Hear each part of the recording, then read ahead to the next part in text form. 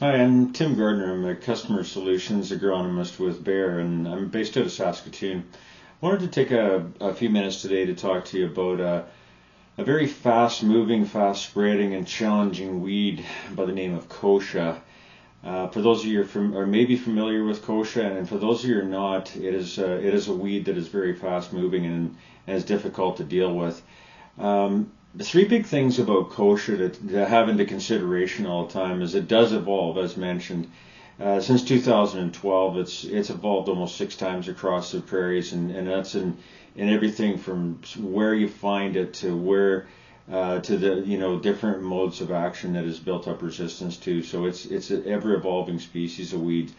Kochia, on that point, Kochia is resistant to a number of herbicides. That's inclusive of our backbone herbicides like glyphosate, but also the modes of action of group 2s and group 4, and also now emerging group 14, and then combinations thereof as well too. The big thing with Kochia is it spreads really fast, and that's what makes it really tough to handle. It's said each plant could produce up as many as 30,000 seeds, and it's also a tumbleweed, so it can blow across the field and back and forth and spread all these seeds around. So it doesn't take long. Just to put it into context, if you had the plants like that, 9 of those kochia weeds like that would fill up a jar the size of this. I think it's pint-sized jar. But so even a percentage of those getting away and not being managed, you can tell are going to populate a field pretty fast and come into problems. So it's important if you do notice it, or if you're managing, to be very diligent about taking steps to manage kochia. And there's a list of things you can do, but the 3 biggest ones in my mind, first off is do a temperature check. And what I mean by that is that every time you're, just scout, check your fields, because those of you who don't have kochia already, just don't let it get started or get a foothold in fields and that. So constantly be monitoring and looking for fields. Tends to show up first at approaches, saline areas, things like that.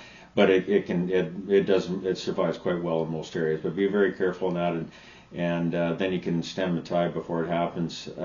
Certainly keeping your options open for herbicides, using mixes, combinations.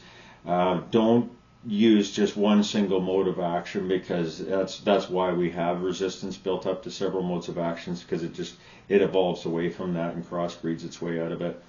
But so that being said, keep in mind all sorts of new systems. Like for example, in canola, even don't just use one system. Consider using something like a TrueFlex Liberty Link system, where you have the option of using 2 different modes of action in your canola field.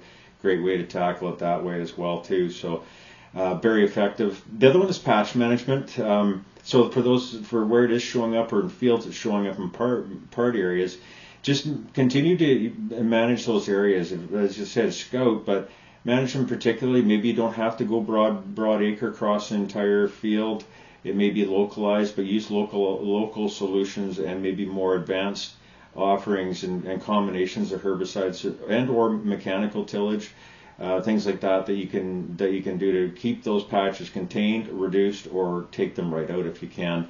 But eventually, if you do get to a point where you do have to manage kochia across the entire field, then look at using combinations of modes of actions of herbicides, using pre-emergent herbicide options that are out there, and like I said, mechanical tillage, crop rotation, lots of cultural things that you can do too to help increase the competition on kochia. So if you do notice kochia on your acres, or want to be prepared to deal with them, or looking for ways to try to manage it, certainly reach out to your local Bayer representative, and they'll be glad to talk to you about strategies to manage this weed.